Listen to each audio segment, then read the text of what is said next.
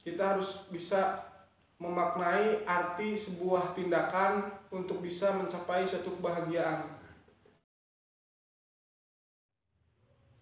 Oke, assalamualaikum warahmatullahi wabarakatuh. Kembali lagi di channel Miftah Kajo ya. Untuk mungkin sesi kali ini kita kedatangan bukan teman baru ya. Ini sudah teman lama, teman saya lah.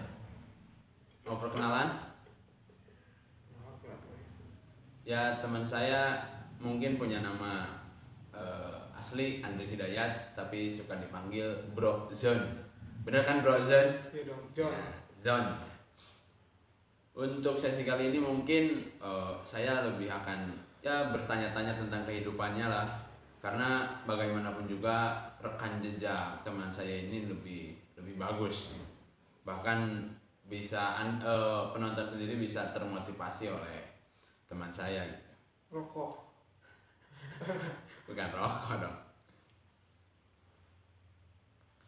Mau ditanya tentang apa? Tentang pendidikan, organisasi, ataupun tentang pandangan hidup soal kehidupan gitu. Tentang jalan-jalan aja lah, fantasi. Hidup kan hiburan. Berarti bebas ya, mau ditanya tentang apa. Menurut Bro John sendiri, hidup itu harus seperti apa? Jadi menurut gue dalam perjalanan hidup itu kita harus bisa menemukan yang namanya makna di setiap tindakan yang kita lakukan, karena disitulah kita akan merasakan kebahagiaan. Sedikitnya rada agak terhindar lah dari yang namanya terbelut dengan kesedihan, begitu bro. Jadi inti jadi garis quotesnya apa? Quotesnya untuk kehidupan ini adalah kita harus bisa memaknai arti sebuah tindakan untuk bisa mencapai suatu kebahagiaan. Mantap. Pendapat Anda sendiri bahwa hidup itu penting gak sih soal uang, menguruskan uang? Oh jelas penting banget bro, karena begini, meskipun uang bisa dianggap sepele, tetapi uang sangat berdampak besar bagi kehidupan manusia. Tidak sedikit orang yang terasa mati karena tidak punya uang. Jadi di situ kita mengambil makna bahwa uang sangat berguna untuk kehidupan. Segala tindakan yang kita lakukan berdasar atas uang. Artinya uang berperan penting dalam kehidupan. Iya, jelas bro. Jadi tidak bisa menganggap enteng soal uang, karena perkara uang itu sangat bermakna sekali bagi kehidupan. Terus menurut Anda sendiri, untuk orang-orang yang katakanlah terlalu fokus pendidikan itu apakah baik? Tentang masa depannya apakah buruk? Nah, untuk fokus soal dunia pendidikan itu jelas lebih baik. Tetapi di samping itu ada yang namanya hakikat makna, di mana kita dalam kefokusan di dunia pendidikan harus tahu maknanya itu seperti apa dan tujuannya itu bagaimana. Kita harus dirancang dulu sebelum bertindak, sebelum fokus mau apa nanti di depan. Jadi kesannya seperti apa kalau orang yang terlalu fokus pendidikan tapi tidak memikirkan uang? Nah, itulah jadi kendala di mana kita menyepelekan soal uang, karena ketika kita fokus dengan uang kita fokus dengan pendidikan tetapi tidak memikirkan uang untuk menunjang kefokusan itu, ya akan berdampak buruk, di mana nanti ketika di tengah-tengah kefokusan tidak ada penunjangnya, akan sia-sia, bahkan akan berhenti di kefokusan dunia pendidikan itu demi untuk mendapatkan uang. Jadi ketika kita ingin lebih fokus dalam dunia pendidikan khususnya, jadi persiapkan dulu nih kebutuhan-kebutuhan untuk menunjang kefokusan itu apa, terutama uang, karena tindakan dalam kefokusan itu harus dibekali dengan uang untuk kebutuhan makanlah, apalah dan sebagainya. Bagaimana tanggapan Anda yang setelah pendidikan masuk ke pabrik? Nah, jadi tanggapan saya mengenai lulus sekolah bekerja ke pabrik itu ada dua faktor sebetulnya. Yang pertama, karena ingin memanfaatkan ijazahnya sebagai persyaratan untuk bekerja di pabrik. Yang kedua, karena keterbatasan ekonomi untuk menunjang pendidikan lebih tinggi, yaitu kekurangan uang, jadi bekerja ke pabrik dulu. Itu menurut pandanganmu? Ada kemungkinan berarti bukan berarti orang yang habis pendidikan masuk ke pabrik itu berhenti ataupun putus impiannya, melainkan ada kemungkinan bahwa dia itu harus mengumpulkan modal dulu untuk melanjutkan pendidikan. Nah, itu bisa jadi. Karena yang namanya impian yang ingin digapai itu berdasarkan atas keinginan dan kefokusan dalam belajar, dan juga di tengah-tengah perjalanan sudah menemukan titik terang untuk mencapai tujuan kita yang utama. Misalkan gini, ketika tujuan kita yang utama ingin menjadi guru misalnya, jadi terus kejar melalui dunia pendidikan. Tetapi ketika di tengah-tengah kita memilih untuk bekerja dulu, nah setelah bekerja sudah ada gambaran bahwa jalan saya itu harus bisnis, ya lanjutkan berarti di jalan yang bisnis itu. Tapi tetap ketika memang ingin jadi guru, ya harus impian jadi gurunya harus digapai. Ya harus. Tapi secara realita ya, terlalu banyak orang-orang yang terjebak dalam dunia pabrik sampai puluhan tahun. Menurut Bro sendiri ya, menurut teman saya sendiri, itu kenapa sih paradigmanya sampai tadinya punya impian, tapi setelah ataupun mau setelah pendidikan SMA ataupun setelah pendidikan kuliah, banyak yang masuk pabrik tapi terjebak di paradigma bahwa udahlah hidup itu cari uang dan bertahan di pabrik, tidak mempunyai capaian yang lain gitu.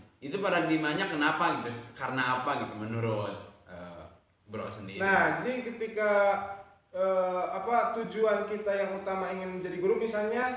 Tetapi sudah nyaman di pabrik, ya karena kita sudah terjebak di dalam zona nyaman itu dan tidak mau keluar untuk menggapai cita-cita tujuan yang awal. Artinya mereka punya tujuan gak sebenarnya gitu kalau udah terjebak di paradigma nyaman di pabrik? Ya kalau soal tujuan, dia masih punya tujuan kok. Ingin tetap bekerja di sana, tetapi tidak memikirkan tujuan yang awal bahwa dia ingin menjadi guru misalnya. Itu artinya dia sudah terjebak di zona nyaman yang itu. Dan menurut Anda sendiri bahwa kalau memang mereka itu terjebak di dalam paradigma zona nyaman di pabrik, kita tidak bisa menyalahkan juga kan, karena mereka juga menghasilkan uang dan hidup mereka bahasa itu tercukupi. Hidup mereka itu tercukupi. Cuman saya sedikit jangkau terhadap paradigma mereka, karena pada dasarnya meskipun mereka setelah punya dapat uang, tapi kadang mereka itu merasa bahwa kok hidup itu gini-gini aja. Tapi mereka gak mau keluar dari zona itu gitu. Dan tanggapan Anda sendiri bahwa kenapa sih orang itu katanya bosen dengan hidupnya gini-gini aja tapi gak mau juga keluar gitu. Ya, di sana masalahnya. Jadi sebelum kita merumuskan dan bertindak untuk mencapai tujuan, kita harus tahu dulu titik letak kenyamanan diri kita dan kenali dulu diri kita itu seperti apa dan harus bagaimana. Jadi ketika kita sudah bertindak lebih jauh untuk mencapai tujuan tetapi tidak mengenal diri kita harus bagaimana dan mengapa, ya akan terjebak di zona nyaman seperti itu. Berarti mereka katakanlah orang-orang yang terjebak dalam zona nyaman adalah orang-orang yang tidak mengenal diri sendiri. Ya kemungkinan besar. Kemungkinan begitulah. Kemungkinan besar karena orang yang kenal diri sendiri akan selalu berjuang dalam menggapai impiannya. Iya. Tidak akan mungkin terjebak dalam zona nyaman tersebut. Iya. Kita ganti bahasan, ya ganti inilah.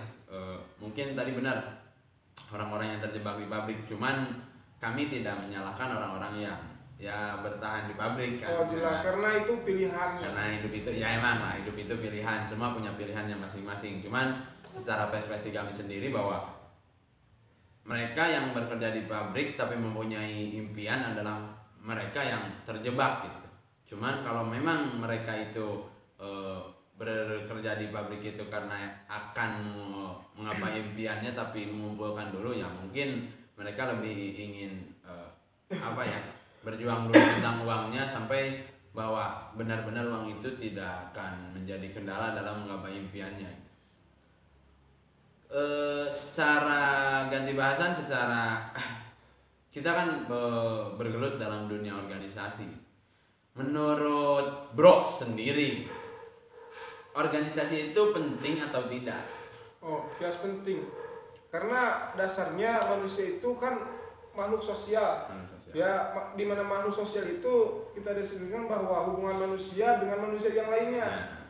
Jadi organisasi itu adalah tempat perkumpulan di mana orang-orang yang bersosialisasi, ya, yang bersosialisasi dan mempunyai arahan serta mempunyai tujuan bersama, dan dikembangkanlah tiap-tiap kreativitas pribadi menjadi satu tujuan dalam suatu organisasi itu. Bisa disebut bahwa setiap kreativitas orang disatukan dalam satu tujuan sehingga dalam satu wadah. Dalam satu wadah, dan untuk wadah tersebut pun tidak menghilangkan suatu keimpian pribadinya meskipun organisasi mempunyai tujuan bersama.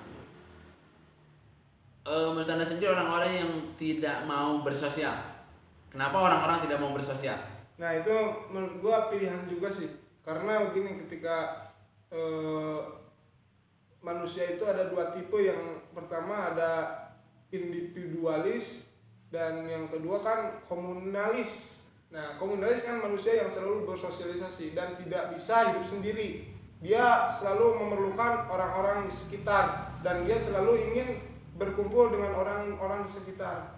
Ketika orang-orang yang individualis, dia lebih mementingkan diri sendiri dan lebih ingin berjuang dengan kemampuan sendiri untuk memaknai sebuah kehidupan dalam mencapai tujuannya. Tapi apakah seorang individualis itu bisa mencapai tujuan? Ya, kemungkinan besar bisa, karena otomatis kan kalau individualis itu sangat optimis.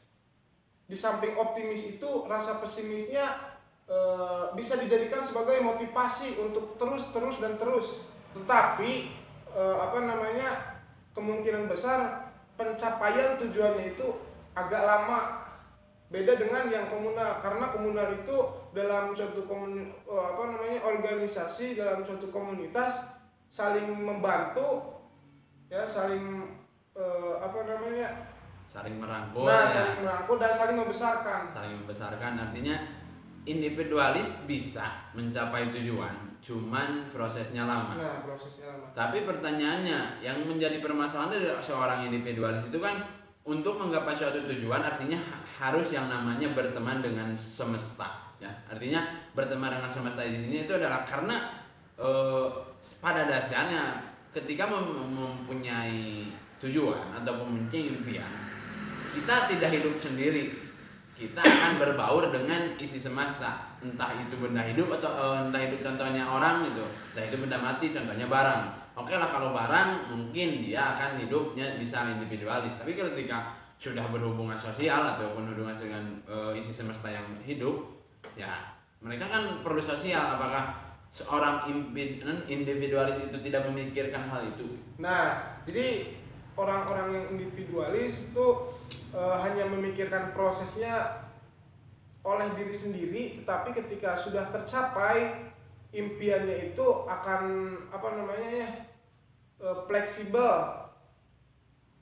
mengikuti komunal, karena dia sadarnya itu setelah pencapaiannya bahwa kehidupan ini tidak bisa dicapai terus-terusan oleh diri sendiri, membutuhkan orang banyak. Artinya individualis sebelum mencapai tujuan dia akan merasa bahwa apapun yang dilakukannya berkat diri sendiri. Ya. Tapi setelah mencapai tujuan dia akan sadar bahwa yang didapatnya itu hasil hubungan sosialnya, hasil hubungan kinerjanya dengan orang lain, hasil kreativitasnya dengan alam semesta, seperti itu. Jadi lebih memaknai bahwa proses itu hanya dihasilkan oleh diri sendiri, tetapi pencapaian setelah pencapaian seterusnya membutuhkan orang banyak. Artinya mereka adalah orang-orang yang merasa mempunyai kelebihan diri dan mampu diri sendiri, tapi tetap saja pada dasarnya mereka itu dibantu oleh orang banyak. Nah, orang banyak. Terus untuk orang-orang komunalis sendiri, untuk orang-orang yang sering berhubungan sosial, apakah mereka lebih cepat ataupun mereka lebih lambat? Karena meskipun ya bersama itu kuat ataupun bersama itu hebat, kadang di dalam kebersamaan itu kan ada yang namanya susahnya menyamakan pola pikir, ataupun pola pikir memang tidak bisa samakan lah, susahnya menyamakan tujuan. Nah, kalau menurut saya dalam komunalitas juga nih yang menghambat lebih cepatnya pencapaian tujuan, kembali lagi ke aturan. Karena semakin banyak aturan yang diterapkan dalam suatu komunitas atau organisasi, maka di situ anggotanya ataupun para orang-orangnya itu semakin banyak yang menentang dan semakin banyak yang melanggar. Itu akan berdampak besar bagi keutuhan dalam organisasi. Bisa disebut bahwa tentang pencapaian lambat atau cepatnya itu tergantung aturannya banyak yang diterapkan atau banyak yang dilanggar, atau antara yang dilanggar dan yang dipatuhi itu mana yang lebih unggul? Iya. Nah, mana yang lebih unggul? Karena begini, dalam organisasi semakin dekatnya antara orang-orang dengan orang lain itu karena adanya ruang kebebasan dalam pengembangan kreativitas. Ketika semakin banyak aturan, otomatis semakin renggang kebebasan untuk berkreativitas, hanya dibatasi oleh orang-orang tertentu. Jadi aturan itu penting nggak dalam sebuah organisasi? Oh, jelas penting banget. Dan aturan yang seperti apa untuk kata Anda sendiri bahwa semakin banyak aturan kadang orang itu semakin dikekang, tapi kalau tidak ada aturan ya mau seperti apa organisasi gitu? Oh, jelas. Aturannya seperti apa gitu? Ya aturan yang lebih yang lebih efektif itu yang sederhana tetapi berdampak besar. Jadi tidak merepotkan orang-orang di dalam organisasi. Artinya katakanlah sebuah aturan yang tidak merenggut haknya. Nah, yang sebuah aturan yang tidak merenggut haknya, artinya setiap aturan pasti ada yang namanya hak yang direbut, cuman tidak terlalu signifikan ataupun tidak terlalu banyak hak yang direbut sehingga dirinya itu merasa kok hidupnya gak bebas berarti dalam aturan tersebut. Dan berarti bahwa seorang maupun individualis maupun komunitas ataupun kata Anda sendiri komunalis berarti tetap ya ada dampak negatif. Oh, jelas lah. Dan dampak positif. Jelas. Semua tindakan, semua perilaku ada dampak baik dan buruknya. Tergantung pandangan kita mau seperti apa. Entah itu kita terjebak di dalam keburukannya ataupun tetap melangkah dalam kebaikannya itu. Anda sendiri milih individualis atau komunalis atau komunitas itu? Dalam kalau prinsip saya dalam suatu proses itu terutama ingin mencapai tujuan pribadi ya individualis, tetapi ketika dalam proses bersama ya komunalis. Anda cenderung kemana? Cenderung ke komunalis, ya lebih besar ke komunalis karena sadar bahwa kekurangan manusia itu lebih banyak dan kekurangan itu semakin menjadikan diri lebih pesimis kalau tidak didasari dengan orang-orang lain. Artinya bahwa manusia itu punya banyak kekurangan, tapi kekurangan itu bisa ditutupi oleh kelebihan orang lain. Gitu. Bisa kelebihan orang lain. Oke, mungkin segitu saja lah bincang-bincang dari kami.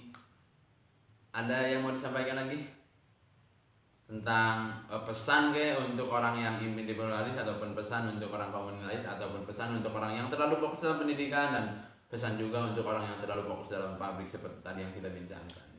Nah, untuk pesannya itu sebetulnya kembali lagi kepada diri sendiri, bahwa ketika kita menjadi seorang individualis, bahwa tetap semangat ketika ingin mencapai tujuan, tetapi tidak boleh melupakan yang namanya komunalis, karena di balik kekurangan kita dalam berproses masih ada kelebihan orang yang dapat membantu kita untuk mencapai tujuannya itu. Gitu ya. Terima kasih ya Iya. untuk Bro Andri ya, Oke, untuk bos. teman saya sendiri. Mungkin semoga ya apa yang kita bincangkan ya bermanfaat untuk penonton lah, terutama teman-teman ataupun ada sebagian dari yang nonton yang lain gitu. Kurang lebihnya mungkin lah langsung ya, kurang lebihnya mohon dimaafkan, dan jangan lupa ya like, comment, and subscribe YouTube Miftah Kajo. Semoga YouTube-nya akan berkembang dengan pesat gitu. Assalamualaikum warahmatullahi wabarakatuh.